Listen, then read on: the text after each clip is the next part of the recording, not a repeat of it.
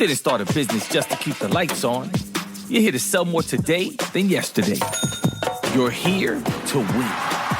Lucky for you, Shopify built the best converting checkout on the planet. Like the just one tapping, ridiculously fast acting, sky-high sales stacking, champion of checkouts. That's the good stuff right there. So if your business is in it to win it, win with Shopify. Start your free trial today at shopify.com/win.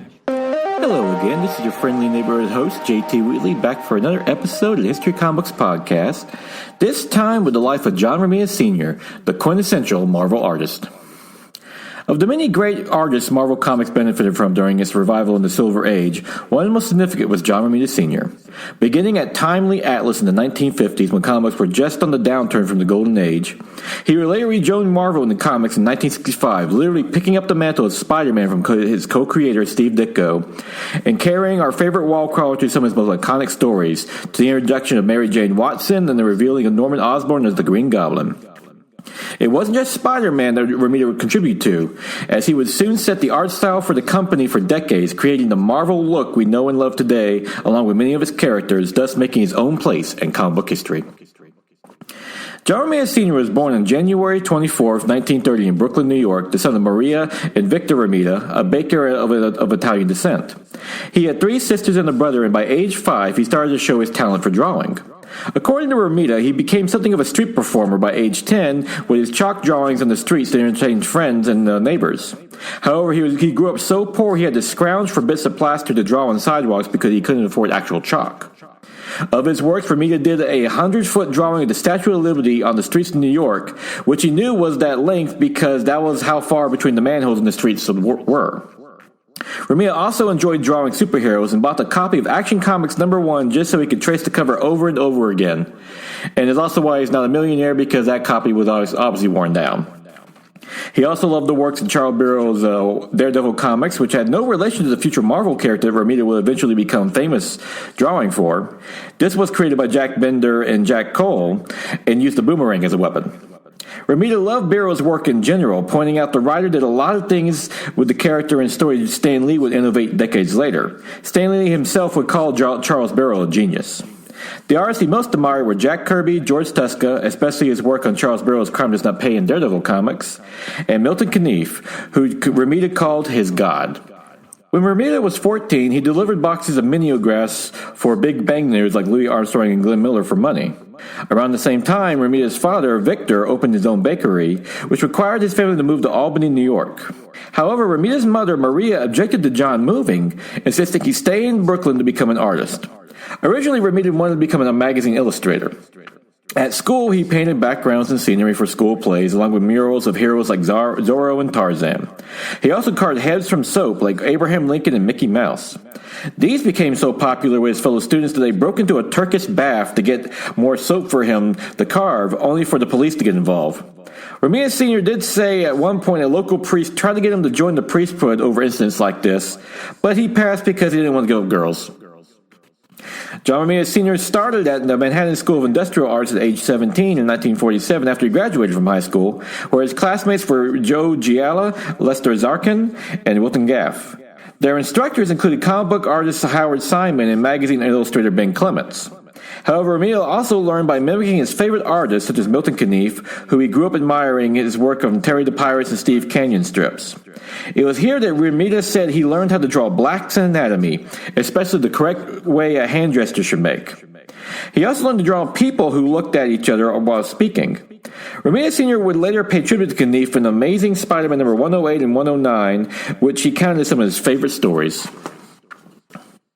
Meanwhile, Romita got his first job for an anesthesiologist at Manhattan General Hospital, where he designed boards for hospitals at $6 a week, while also providing art for medical books for other doctors at the hospital. As for the comic books, Romita nearly broke into the industry in 1949 with Famous Funnies, considered the first modern American comic book. He credited Stephen Douglas with his first story, a romance that Romita looks on in shame now, calling his men looking emaciated. Douglas paid him $200 for the story, but it was never published, which Romita was also grateful for on all counts.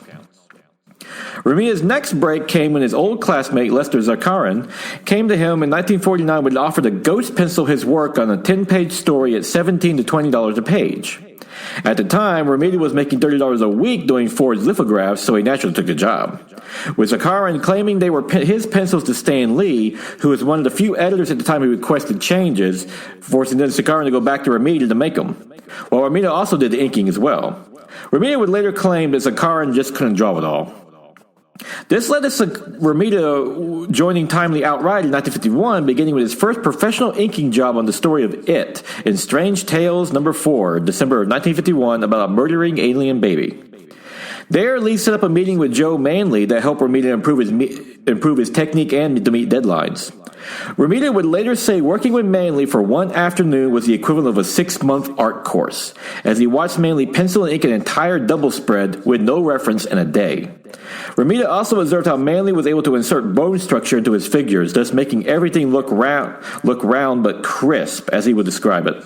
Romita's work and confidence immediately improved afterwards, and he even switched to inking with a pen over brush as Manley did. Tragically, Joe Manley died at the too young age of 38 in a train accident. Romita was still ghosting for Lee, Zakharin, for Trojan and other comic book companies on books like Crime Smashers. Eventually, they would be signed, Zakharin and Romita, while also making $25 a week doing Coca-Cola ads, and also work at Avon during this time, doing Western comics like The Western Kid. His collaboration with Zakharin would finally end in the spring of 1951 when John Romita Sr. was drafted into the U.S. Army. Wanting to avoid getting sent overseas, he managed to show his artwork to the Air Force captain at Governor's Island, who pulled some strings to get him assigned there. He was stationed at Camp Upton during his basic training at Fort Dix in New Jersey. During this time, he married Virginia in March of 1952, and he thought he accidentally deserted when he went on his honeymoon in Canada. The couple will eventually have 2 sons, Victor and John Jr., the latter who became a legendary artist in his own right. Romita was made corporal in 7 to 8 months and made Class A, which means he could leave his post when off duty and even live off base, so he could still work at Timely, delivering completed pages while still in uniform, resulting in the secretary at Timely to call Romita Stan Lee's GI. There he would talk to Stan Lee about future stories while renting an apartment in Brooklyn. When word got out about this and that he was making more money in a week than his fellow servicemen did in a month, Romita said he became suddenly unpopular on base. Romita would eventually serve 24 months and was offered the rank of Master Sergeant but turned it down, which angered his father as he thought a career in the Army would be a more stable one, especially since it came with a salary of $488 a month, which his father thought was a fortune, despite the fact that Romita was making more in comics at the time. John Romita Sr.'s most significant work for Timely, now Atlas, during this time was penciling the brief revival of Captain America under editors-in-chief Stan Lee in Young Men number 24 to 28, December 1953 to July of 1954, and Captain America number 76 to 78 in May and September of 1954. Romita would work on other superheroes during their brief revival of the genre, one of which introduced M11, the human robot in Menace number 11 on May of 1954, a character who will eventually turn in Agents of Atlas decades later. Soon he noticed his style was imitating his idols, Jack Kirby and Milton Caniff, but he would later learn to adapt their style while making it his own. Another significant work Romita worked on for Atlas at the time was Jungle Comics, which starred Waku, Prince of Bantu, who was originally created in Jungle Comics number 1, September of 1954, by writer Don Rico and artist Odin Whitney, noted for being one of the first comic book features to not only have a black character as a star, but no regular white characters. Romita took over the art chores for Whitney with issue number 2. At the time, Stan Lee was doing very detailed scripts before adapting to the Marvel method, thus Romita didn't have the freedom with his art he would later achieve. When he was assigned to Captain America, he tried to avoid ways to draw with S.H.I.E.L.D., even going so far to have it color-held, which didn't work out too well. Despite all this, Romita didn't think comic books would last by the end of the 1950s, and soon events would nearly prove him right. After the publication of Seduction of Innocence by Frederick Werven in 1954 and the following Senate Subcommittee on Juvenile Delinquency, the comics industry formed the Comics Magazine Association of America in 1955, with the Comics Code Authority tasked to severely restrict the medium's content to stave off the backlash against the industry and governor censorship. Artists like Romita were powerless against this, though he would play a hand in his downfall years later, and in 1957 it would be the low point of his work with Stan Lee at Atlas, former Timely and current Marvel, as Lee had to cut his rate of $44 a page to $24 a page, leading Romita to quit the company until 1965. Of course, his father chided him about all this over leaving the Army. He wasn't the only one, as this led to a mass exodus for many artists, as Atlas was nearly folded up shop and Romita was forced to take up a newspaper route just to make ends meet in the late 1950s, while his wife Virginia also went to work. Eventually, Romita was able to get work at DC doing romance comics in 1958, having previously freelanced for the company while working at Atlas earlier. His first credited work was the cover of Secret Hearts number 58 on October of 1959, and the 7-page story I Know My Love and Heartthrobs number 63 on January of 1960. Romita hated these stories, calling them stale in comparison to his previous work at Timely. Nevertheless, his work on romance comics would help him with creating glamorized art, notably in being able to draw beautiful women, something that will help his later career. Much of this came from Carmen Infantino, who helped him with the female form, and looking to artists like Don Heck and Bob Oster for inspiration. Soon, John Romita Sr. would be known for his Romita women, which ranged from sultry street smart to the ladies to the girl next door, noted for their intelligence and realism. This would lead him to be stereotyped as a romance artist for a period of time, though he did lead him making $35 to $38 per page on these comics. At DC, he didn't like doing horror stories and strangely never got a chance to do superheroes. One could only imagine what he could have done with Superman or Batman, though he did get a chance to do more obscure Metamorpho. However, with the romance genre dying out in comic books, Romita Sr.'s work at DC dried up. The last known issue he worked on was My Heart Tricked Me in Girls Romance number 121 on December of 1966. Soon, Romita was thinking about going into advertising at BBD&O, which offered him $250 a week against the $200 he was making for DC, before Stan Lee made him a counteroffer, promising him a ton of work, and he wasn't lying. While Romita said Stan Lee constantly pushed for changes, he was more accepting than DC, and he did like being challenged by artists. It was there that Romita was indoctrinated to the new Marvel method, where Lee gave outlines of the plots to the artists, trusted them to design the characters, setting, and panel layout, and then come back to insert the dialogue. Between Lee's writing and Jack Kirby's story templates, Romita transitioned back into superhero storytelling. Romita's first inked an issue of Avengers number 23 in December of 1965 for Don Heck's Ontario pencils, along with a Jack Kirby cover, and would then replace Wally Wood on Daredevil issue number 12 on January of 1966. The return to superhero stories would be a bit of a transition, as the first 3 pages Romita produced had to be thrown out as they were too boring, like a romance story. Stan Lee had Jack Kirby provide breakdowns, but provided Romita a reference on how to do the pacing. Soon, Romita got back into the groove, and the sales for Daredevil started to go up, along with producing stories for the Hulk and Captain America in Tales of Astonish number 77 on March 1966, and Tales of Suspense in number 76 and 77 on April and May of 1966, respectively. With this, Stan Lee soon had a new job in mind for Romita, as he wanted him to take over penciling Marvel's flagship character, Spider-Man. During John Romita Sr.'s run on Daredevil, Stan Lee had Spider-Man guest star in Daredevil number 16 and 17 in May and June of 1966 to give Romita a trial run on how he could do the character, as he was having trouble with Amazing Spider-Man artist and co-creator Steve Ditko. One argument specifically was that Lee wanted the Green Goblin to be revealed to be Norman Osborn, the father of Harry Osborn, Peter Parker's friend. Ditko objected, stating that was unrealistic, since most criminals were people you never knew, but Lee argued that readers would be disappointed if it didn't happen.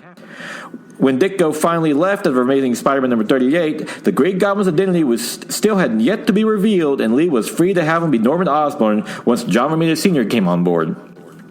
However, Romita originally turned down the job, as he thought Spider-Man Peter Parker was just a teenage Clark Kent, while he felt at home on Daredevil. Nevertheless, when he did start on Amazing Spider-Man with issue number 39, which revealed Norman Osborn to be the Green Goblin, Romita would try to ghost Ditko's style for 6 months before realizing it was no longer a temporary gig at issue number 43. He couldn't believe Ditko would leave one of the top-selling comic books in the industry. Once he realized this, Romita started delivering his own style, such as drawing characters with bone structure, along with ditching the 9-panel page structure. It was during his early run that he debuted the first full appearance of Spider-Man's future love interest and wife, Mary Jane Watson, seen previously appearing obscured by a plant in Amazing Spider-Man number 25 in June of 1965. Romita would debut her in the iconic final page of Amazing Spider-Man number 42 in December of 1966. Playing on the subplot of Aunt May trying to set up Peter with their neighbor's niece, he opens the door expecting a comely girl, only to see MJ in all her red-headed, bomb-shared glory, spouting the iconic line, "Face it, Tiger, you just hit the jackpot." Romita's previous years working on romance comics had helped, and he developed a talent for drawing beautiful women, and Mary Jane Watson was no exception, modeling her after the film star Anne Margaret. It was perfect timing for Amazing Spider-Man as well, as all the young boys who started reading the book were now young teenagers and with a newfound interest in pretty girls. Soon, John Romita Sr. was making Amazing Spider-Man his own comic, putting his own mark on all the characters. For example, he modeled the look of Captain Stacy, the father of Spider-Man's girlfriend Gwen Stacy, after the actor Charles Bickford. Soon, Peter Parker was getting more handsome as he grew into a college student and more comfortable with himself, while Romita Sr. made functional decisions on how he dressed. For example, he had Peter Parker dress in long-sleeve turtleneck sweaters because he reasoned he could cover up his costume underneath. Romita's settings and backgrounds also became more realistic, with cracked sidewalks and trash in the street. Other classic characters that would debut during John Romita Sr.'s run was the Rhino in issue number 41 in October of 1966, the Shocker in number 46 in March of 1967, and the Kingpin in issue number 50 in June of 1967, who Romita loved drawing along with his wife Vanessa.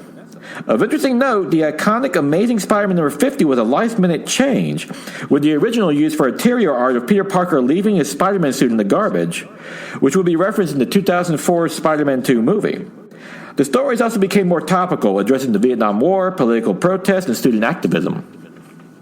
Due to Romita's success in Amazing Spider-Man, he became Marvel's de facto art director, constantly called up to help with art on all the other books. When Martin Goodman, the founder and owner of Marvel Comics, asked what John Romita Sr. did at Marvel, he replied, "Everything." As a result, he was taken off of Amazing Spider-Man for some periods, only able to provide covers, while artists like John Buscema took over the interior pencils, such as when John Buscema ran the comic for issues number 76 to 81 from September of 1969 to February of 1970. Romita will eventually return for a brief stint from issues number 105 to 115 and issue number 119, February to December of 1972 and April of 1974, before pulling back again, only providing the occasional inking and cover till issue number 168 of May of 1977. Romita did provide one more important contribution to Spider-Man mythos during this, when he suggested to writer Jerry Conway that he have Spider-Man Peter Parker's girlfriend Gwen Stacy die at the hands of the Green Goblin, which Conway and artist Gil Kane did in the classic Amazing Spider-Man number 121 on June of 1973, arguably one of the most iconic moments in comic book history. All in all, John Romita Sr. provided 50 covers, 56 books of interior art, along with 4 annuals, helping to redefine the character and making him even more popular, along with Marvel's highest-selling book. While Steve Ditko is rightly considered the first artist of Spider-Man and his co-creator, Romita is a close second by any measure, building on the foundation to a brilliant effect. One work on Spider-Man that John Romita Sr. was disappointed in was the black and white Spectacular Spider-Man magazine, published in July of 1978, but not for the book itself. Attempting to follow the work of black and white comics innovated by Warren Publishing, this magazine was at 35 cents an issue at a time when comics were 12 cents, and in a magazine format, thus operating outside the CCA and could tell more adult stories. The first issue featured a 52-page story written by Stan Lee and penciled by John Romita Sr. called Lo the Monster, along with a 10-page origin story by Lee and his brother Larry Lieber. It sold well and was followed by a second issue with a story by Lee and Romita called The Goblin Lives, this time with interior color art that also sold well, along with promoting the next issue stories, The Mystery of the TV Terror. Unfortunately, Martin Goodman, the founder and owner of Marvel, didn't have faith in it and had the magazine canceled. The magazine stories would be reprinted in the regular Spider-Man comics, while the TV terrorist costume was readapted for the villain the Prowler, making his first appearance in Amazing Spider-Man number 78 in November of 1969. Romita felt Martin Goodman didn't understand the business and nearly shut down their iconic drug issues in Amazing Spider-Man number 96 to 98, May and July of 1971, which Lee wrote, Gil Kane penciled, and John Romita Sr. inked. Despite having the backing of the Department of Health, who wanted Marvel to publish an anti-drug story, Goodman was afraid of going against the CCA, who wouldn't approve the story's content. Lee convinced Goodman to publish the story anyway without cold approval, and the rest is history, leading to the CCA relaxing its standards for the first time in 17 years, ultimately ending decades later. However, this is just one more example of Goodman not understanding the comic book business to Romita, and as a result, he never worked for Martin Goodman's Atlas, despite the offer of copyright and royalties, as he didn't trust them. It was a smart call, as Atlas would collapse within a year of launching in 1974. After Jack Kirby left Marvel in Fantastic Four in 1970, Stan Lee put Romita onto the comic, literally moving him from Marvel's #1 selling book to its #2, while Gil Kane took over as Amazing Spider-Man. Of interesting note, Romita claimed that Jack Kirby also asked him to come with him to DC to help on his books, but turned it down, much of it due to his wife Virginia, stating he would just turn into a Kirby clone. Romita found himself back on Spider-Man, though, as around the same time, he and Stan Lee started working on creating a Spider-Man strip for the newspapers, going so far as to create 2 weeks' worth of dailies. They delivered them to Chip Goodman, Martin Goodman's son, in 1972, only to realize he never opened the envelope when he left. It would be years before they were able to get that strip off the ground. Till then, Romita only got busier at Marvel. John Romita Sr. was made art director at Marvel, helping design such characters as Brother Voodoo, Luke Cage, The Punisher, Tiger, Bullseye, and Wolverine. He also worked on Marvel's black and white magazines such as Savage Tales, where he created the Femizons. Romita revamped the Black Widow's look, basing it on the classic Miss Fury character, one of the comic's first female superheroes, and is now the one used today, including how she's portrayed in the recent live-action MCU movies by Scarlett Johansson. He also gave Submariner his black costume to boost sales, though that his comic would still be canceled. Soon, Romita was Marvel's fix-it guy for all their art, as other artists had helped him out before. For example, it was Marie Severin who pointed out his buildings were too clean with no fades or cracks. Severin also reportedly got John Romita Jr., his son and my personal favorite comic book artist, started at Marvel. As an artist, Romita also tried to glamorize everything, including Doctor Doom, but he also kept the costumes functional. For example, the Shocker's costume had padding to absorb shockwaves, while the Punisher had an efficient military uniform. He also gave Dr. Octopus goggles and muscles, though he still retained his classic stomach pouch.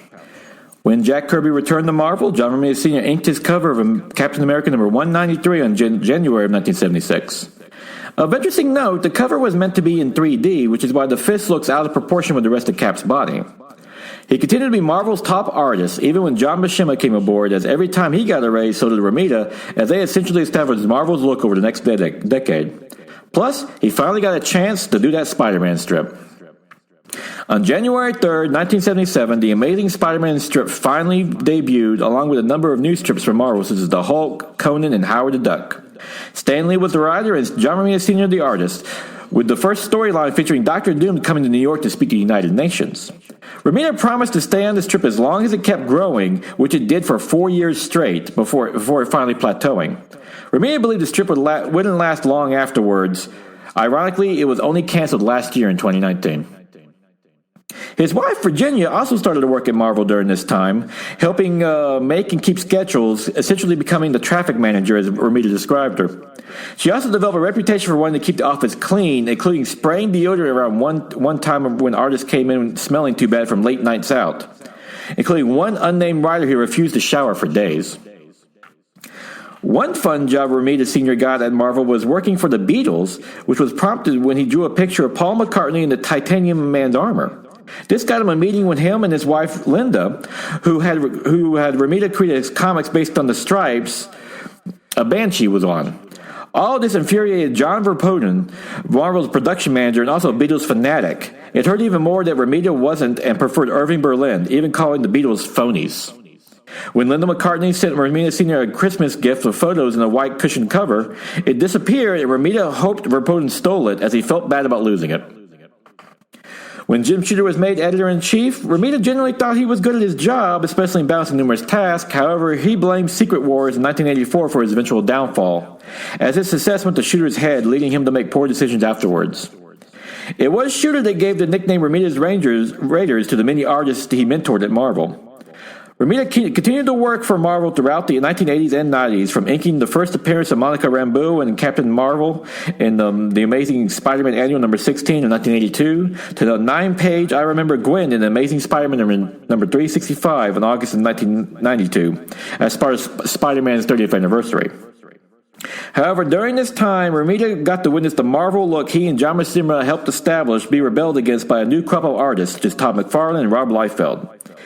John Romita Sr. felt personally responsible for getting Todd McFarlane on The Amazing Spider-Man, as he complained how he drew the Hulk, saying his face was too scrunched up, thus prompting the move. Though he didn't like his Spider-Man either, he understood McFarlane had to draw him his own way, similar to how Romita had to following Steve Ditko. Romita would be critical of McFarlane, Jim Lee, and other artists who found in Image Comics, calling their comics filled with impressive shots of people but look like posed models with no human interaction, thus lacking basic storytelling. Something many of them will eventually learn. As for Romita, he started to see his recognition for his long and brilliant career, receiving the Impact Award in 1979 and was inducted to the Will Eisner Hall of Fame in 2002. On July 27, 2007, one of his Spider-Man images, along with a Hulk image by Rich Buckler, penciled and he inked, were used for commemorative stamps among the Marvel superheroes by the U.S. Post Office. While Romita's art career started to slow down, he continues to play a crucial role in the medium, serving as the distributive committee for the Hero Initiative, the charity that helps raise money for past comic book creators who have fallen in hard times. John Romita would work at Marvel until March 30th, 1996, penciling and inking till the end. Of all his works, he was most proud of the Spidey Super Stories, which was Marvel's comic tie-in to the live-action Spider-Man skits on the Electric Company PBS show in the 1970s, which counts as Spider-Man's first official live-action debut, along with being narrated by Morgan Freeman. He still does the occasional piece, such as variant covers for Amazing Spider-Man. However, the Romita who makes a name now is his son, John Romita Jr., who himself has had acclaimed runs on Amazing Spider-Man, along with being the co-creator of the cult hit Kick-Ass. Plus, he remains my personal favorite comic book artist.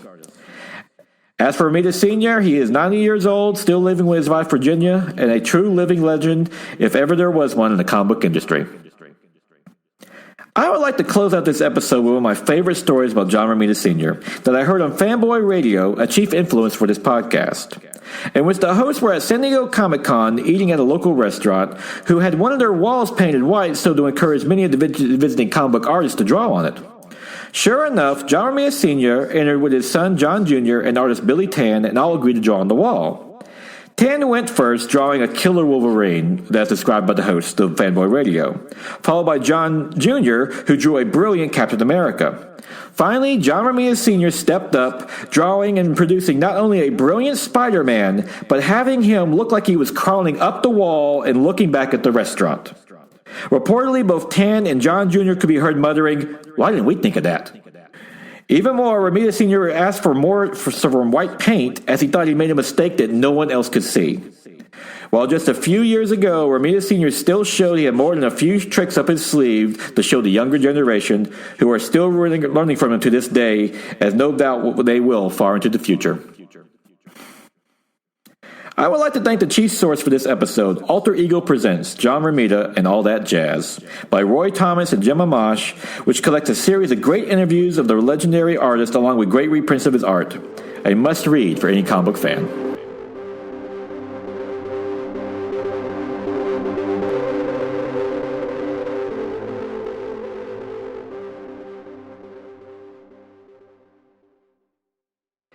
And now it is April 16th, 2026, time for the favorite comic of the week. Absolute Batman number 19 by Scott Snyder and Nick Dragotta, which launches a brand new story arc as the Scarecrow makes his appearance in Gotham City, while Batman has to deal with some new revelations, even more enemies coming out of the woodwork, along with another new tragedy to heap onto him. Scott Snyder jam-packs this issue with everything. I mean, it's not just the Scarecrow who shows up. Some other great characters show up, and some crazy twists at the end, including an insane cliffhanger. And we lose a major character in a tragedy that once again shows this Absolute Batman. It is not. This is not like a strange parallel universe of the regular DC universe Batman. No, he is going a whole different direction. It's a lot of fun. Really, I don't know what's going to happen next, and you can't wait to see. It's just great from beginning to end. And Dragotta's art, as usual, was exquisite and gorgeous, especially with showing just how scary the Scarecrow can really be. This Absolute Scarecrow is truly a terror to behold. And all in all, just the best Batman book on the stands, easily one of the best comic books on the stands, and another prime example of the Absolute Universe is the best thing DC's got on the stands right now, and while DC's killing it overall. And with that, we'll conclude this episode of The Archives. Join me, Geek. Well, hopefully join me again next week. I'll be out of town next week on vacation, but I should try to maybe get a new comic review in our archive episode out there. But until then, go out and enjoy some good comic book. And, of course, check out Absolute Batman. This easily, probably my favorite comic book that comes out every month so far.